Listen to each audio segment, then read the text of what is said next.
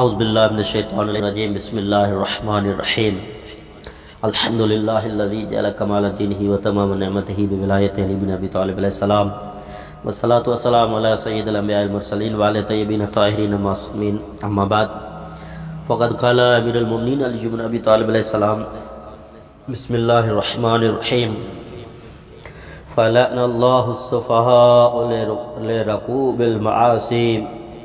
والحلماء لترک تناہی۔ ناظرین کا سامعین محترم السلام علیکم ورحمۃ اللہ۔ درس نہج البلاغہ کا خطبہ نمبر 235 کا پانچواں حصہ آخری حصہ آپ عزیزان کی بارگاہ میں حاضر ہیں۔ اس خطبے میں امیر المومنین نے گزشتہ درس میں گزشتہ اقوام کے تباہی کے اسباب اور اس کی کامیابی کے اسباب دونوں بیان کیے تھے۔ آگے اسی خطبے کا آخری حصے میں مولا فرماتے ہیں لہٰذا تم لوگ اللہ کی گرفت سے انجان بن کر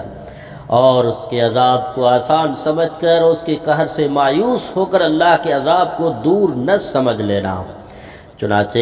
اللہ پاک نے تم سے پہلے گزرے ہوئے اقوام پر کبھی لعنت نہیں کی سوائے اس کے کہ جب انہوں نے عالمی اچھائیوں کا حکم دینا چھوڑا اور عالمی ناپسندیدہ کاموں سے روکنا بند کر دیا، یعنی اپنی رحمت و سلوک سے انہیں جب ہی محروم کیا جب انہوں نے امر معروف نہی عن المنکر کو ترک کر دیا۔ چنانچہ اللہ نے بے وقوفوں پر اس لیے لعنت کی کہ ان لوگوں نے نافرمانی اور گناہ پر عمل کیا، عقل مندوں پر اس لیے لعنت کی کہ انہوں نے گناہوں سے روکنا بند کر رکھا تھا۔ خبردار رہو کہ تم نے اسلام کی تمام ہی پابندیاں توڑ ڈالی ہے اور اس کی حدود کو التوا میں ڈال دیا ہے اور اس کے احکام کو موت کے گھاٹ اتار دیا ہے۔ خبردار رہو کہ اللہ نے مجھے حکم دیا کہ باغیوں سے عہد شکنوں سے اور زمین میں فساد پھیلانے والوں سے جنگ کروں۔ چنانچہ میں عہد شکنوں ناقصین کے ساتھ جنگ کر چکا ہوں اور نافرمانوں قاسطین کے ساتھ میں نے جہاد کر لیا اور بے دینوں مارکین کو بھی خوب ذلیل و خوار کر چکا ہوں، اور گڑھے میں گر کر مرنے والا شیطان تو میرے لیے اس کی مہم پوری ہو گئی اور وہ بجلی سے مارا گیا، اور اس کے دل سے نکلنے والی چیخ اور سینے کے تھرتھرے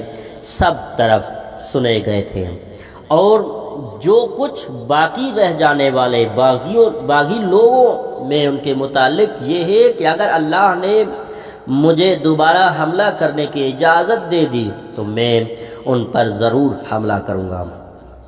اور اس دفعہ کے حملے میں ان کا ستیہ ناش کر کے رکھ دوں گا اور سلطنت کا رخ موڑ دوں گا۔ وہی لوگ بچ سکیں گے جو دور دراز کے شہروں کی حدود میں منتشر ہو جائیں گے۔ میں نے تو کم سنی ہی میں عربوں کا سینہ پیوند زمین کر دیا تھا اور قبیلے ربیعہ اور مضر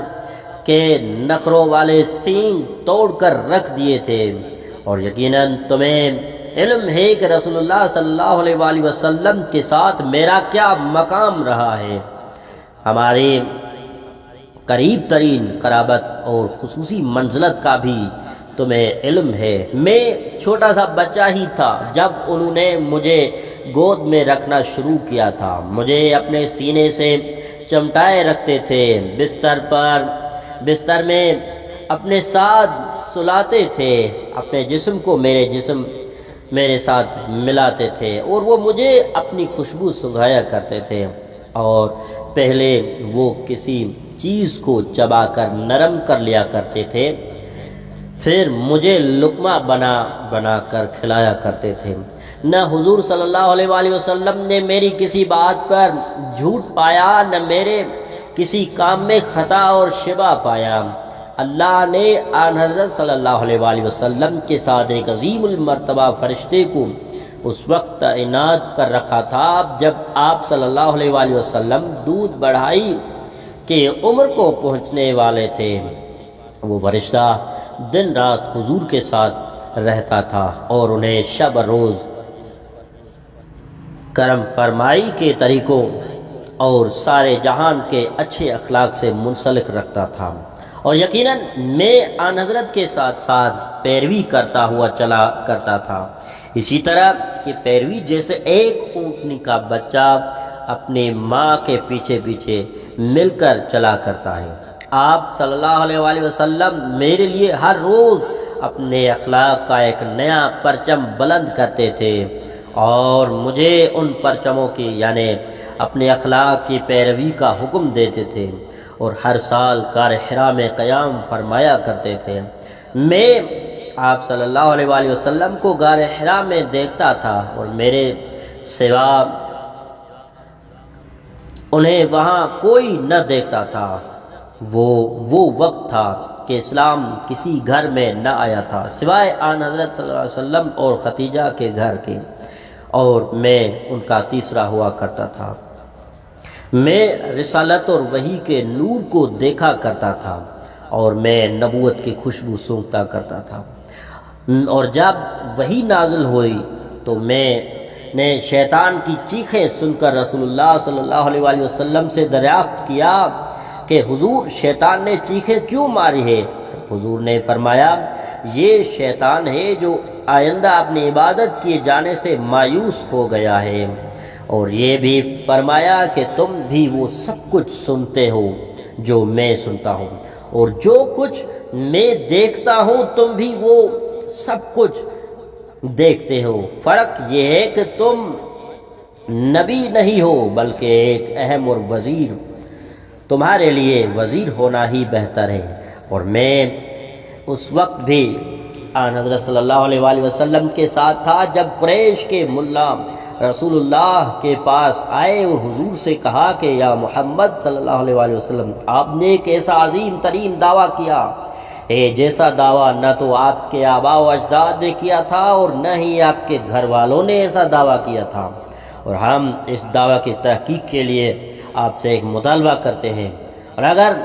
آپ نے اس کو پورا کر دیا تو ہم مان لیں گے کہ آپ نبی بھی ہیں اور رسول بھی ہیں، اور اگر تم اسے پورا کر کے نہ دکھا سکے تو ہمیں معلوم ہو جائے گا کہ آپ نہ نبی ہے نہ رسول بلکہ ایک جھوٹے جادوگر ہے، نعوذ باللہ۔ آن حضرت صلی اللہ علیہ وآلہ وسلم نے فرمایا کہ تم اپنا سوال بیان کرو، تو انہوں نے کہا کہ آپ ہمارے لیے اس درخت کو یہاں بلائیں تاکہ وہ اپنی جڑوں سمیت چل کر یہاں آئے اور آ کر آپ کے سامنے کھڑا ہو جائے۔ اس پر رسول اللہ صلی اللہ علیہ وآلہ وسلم نے فرمایا کہ یقیناً اللہ ہر چیز پر قادر ہے، چنانچہ اگر اللہ نے تمہارے لیے یہ مطالبہ پورا کر دیا تو کیا تم سب ایمان لے آؤ گے اور حق پر گواہی دو گے؟ انہوں نے یہ شرط مان لی تو حضور نے فرمایا کہ اچھا میں تمہارا مطالبہ پورا کر کے تمہیں دکھائی دیتا ہوں، اور ساتھ ہی میں یہ بھی علم رکھتا ہوں کہ تم خیر کی طرف پلٹنے والے نہیں ہو، اور تم ہی میں سے کچھ لوگ وہ ہوں گے جو بدر کے کنویں میں پھینکے جانے والے ہیں، اور کچھ ہی وہ لوگ ہیں جو جنگ احزاب میں گروہ گروہ جنگ کرنے کے لیے آئیں گے۔ پھر حضور صلی اللہ علیہ وآلہ وسلم نے فرمایا کہ اے درخت، اگر تو اللہ اور روز قیامت پر ایمان رکھتا ہے اور جانتا ہے کہ میں اللہ کا رسول ہوں تو فوراً اپنی جڑوں سمیت اکھڑ کر یہاں آ جاؤ اور میرے سامنے رک کر کھڑا ہو جاؤ، یہ اللہ کا حکم ہے، اور قسم ہے اس ذات کی جس نے محمد صلی اللہ علیہ وآلہ وسلم کو حق کے ساتھ مبعوث کر کے بھیجا کہ وہ درخت اپنی جڑوں سمیت اکھڑ کر زمین کو پھاڑتا ہوا آیا، اور اس کے ساتھ سخت گڑگڑاہٹ اور پرندوں کے اڑنے کی آوازیں آ رہی تھیں، یہاں تک کہ درخت حضور کے پاس آ پہنچا اور حضور کے سامنے کھڑا ہو گیا، اور اس نے تعظیماً اپنے سب سے اوپر والی بلند شاخیں حضور صلی اللہ علیہ وآلہ وسلم پر بکھیر دی، اور بعض شاخیں میرے کاندھوں پر بھی جھکی ہوئی تھی، کیونکہ میں حضور صلی اللہ علیہ وآلہ وسلم کے دہنے طرف کھڑا تھا۔ جب قریش کے انہوں نے یہ سب کچھ دیکھ لیا تو نہایت نخرے اور غرور سے کہنے لگے کہ اسے حکم دے کہ آدھا آپ کے پاس آئے اور آدھا اپنی جگہ موجود رہے۔ چنانچہ آپ نے درخت کو یہی حکم دے دیا تو درخت کا آدھا حصہ آپ کی طرف چلا آیا، اور اس مرتبہ آنا نہایت ہی عجیب طریقے پر اور شدید ترین گڑگڑاہٹ کے ساتھ تھا۔ چنانچہ وہ اس تیزی کے ساتھ پہنچا تھا کہ معلوم ہو رہا تھا کہ اس دفعہ وہ رسول اللہ سے لپٹ ہی جائے گا۔ یہ حالت دیکھ کر انہیں بڑے ہوئے کفر اور سرکشی کے ساتھ کہا کہ اس آدھے حصے کو حکم دے کہ یہ پلٹ جائے اور جیسا پہلے تھا ویسا ہو جائے، تو حضور نے حکم دیا تو وہ پلٹ گیا۔ میں نے عرض کیا کہ اللہ کے سوا کوئی معبود نہیں ہے، اور میں آپ پر ایمان میں اول ہوں اور اول ہی اقرار کرنے والا ہوں کہ جو کچھ اس درخت نے کیا ہے وہ میرے روبرو واقع ہوا ہے۔ درخت نے ثابت کر دیا کہ درخت نے اللہ کے حکم سے آپ کی نبوت کی تصدیق کی ہے اور آپ کے کلام کی عظمت و برتری ثابت کی ہے۔ اور قریشی قوم نے کہا کہ ایسا نہیں، بلکہ یہ ایک زبردست عجیب جادوگر ہے، اس کو جادو میں بہت صفائی حاصل ہے، اور اس معاملے میں آپ کی تصدیق کرنے والا بھی آپ ہی کے مثل ہونا چاہیے۔ یعنی قوم کا اشارہ میری طرف تھا، امیر المومنین کی طرف تھا۔ حالانکہ میں تو اس جماعت میں سے ہوں کہ جن پر اللہ کے معاملے میں کوئی ملامت اثر نہیں کر سکتی۔ وہ جماعت اپنے چہروں سے سچی ثابت ہوتی ہے، اور اس کا کلام بھی نیکوں کا کلام ہوتا ہے، اور راتوں کو جاگ کر آباد رکھنے والے اور دن میں رہنمائی کرنے والے مینار ہیں، قرآن کے رشتے سے وابستہ رہنے والے ہیں، اللہ کے قوانین کو زندہ رکھنے والے اور رسول کی سنت کو اختیار کرنے والے ہیں۔ کبھی بڑائی نہیں مارتے، تکبر نہیں کرتے، اور نہ عالیشان بنتے ہیں اور نہ خیانت کرتے ہیں، کبھی فساد نہیں پھیلاتے، ان کے دل جنت میں رہتے ہیں اور بدن نیک عمل میں مصروف ملتے ہیں۔ السلام علیکم ورحمۃ اللہ وبرکاتہ۔